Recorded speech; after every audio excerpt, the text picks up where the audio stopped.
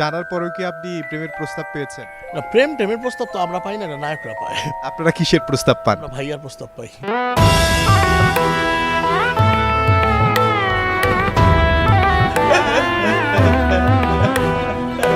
তো হ্যালো বন্ধুরা, কেমন আছো তোমরা সবাই? আশা করি তোমরা সবাই ভালো আছো আর আমিও ভালো আছি। তো বন্ধুরা, আজকেও তোমাদেরকে হাসানোর জন্য একটি মজার ভিডিও নিয়ে এসেছি, যেটা দেখার পর তোমাদের খুব হাসি পাবে। তাই ভিডিওটি শুরু থেকে শেষ পর্যন্ত অবশ্যই দেখতে থাকবেন। আচ্ছা, আমার কয়েকটা বন্ধুর খেলার সাথী নেই, তাই তারা খেলার সাথী খুঁজতেছে। তার মধ্যে আমার এক বন্ধুর জবাব শুনে দেখো একবার। চাচা, আমাদের খেলার সাথী লাগবে।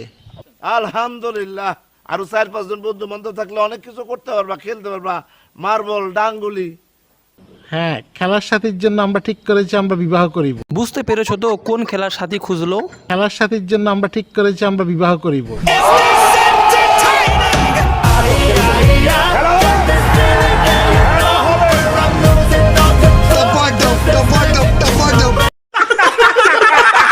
আমার এক বন্ধু আমাকে বলছিল যে তার গার্লফ্রেন্ড নাকি খুব ভালো, শান্তশিষ্ট, কোনো গালিগালাজ করে না।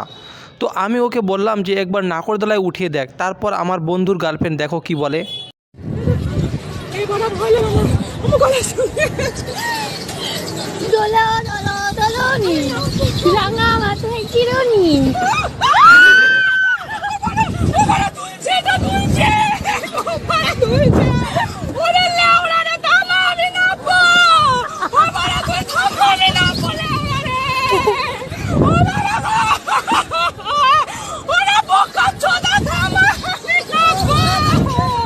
কি বন্ধু, বুঝতে পারলে তো তোমার গার্লফ্রেন্ড কতটা শান্ত ভদ্র?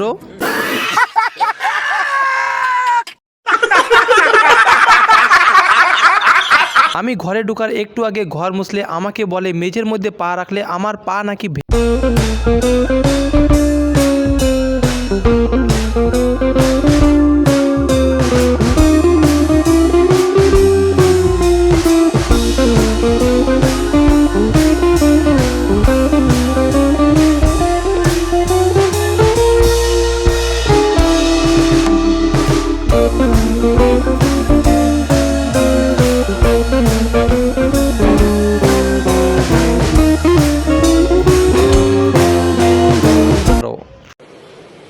अच्छा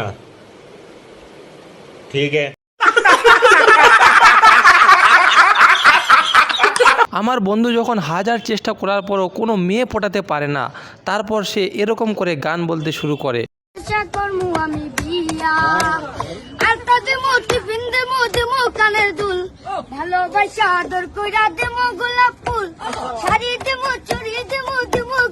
কিন্তু দুর্ভাগ্যবশত তারপরেও তার কাছে কোনো মেয়ে পটেই না।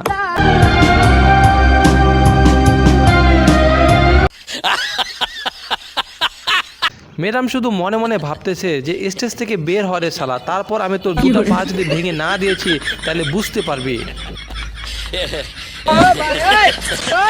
মেয়েটির রিয়েকশন দেখে ছেলেটি পুলিশের গাড়িতে করে বাড়ি যেতে চাচ্ছে, কারণ রাস্তায় যদি তার দুটো পা ভেঙে দেয়।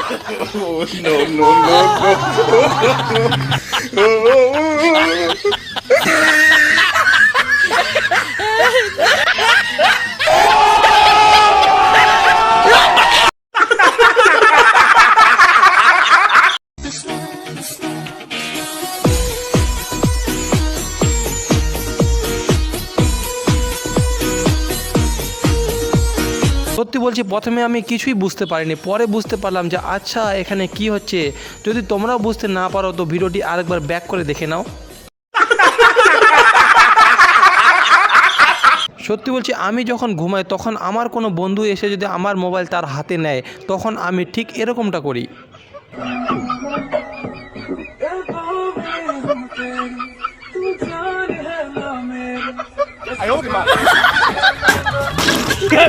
কি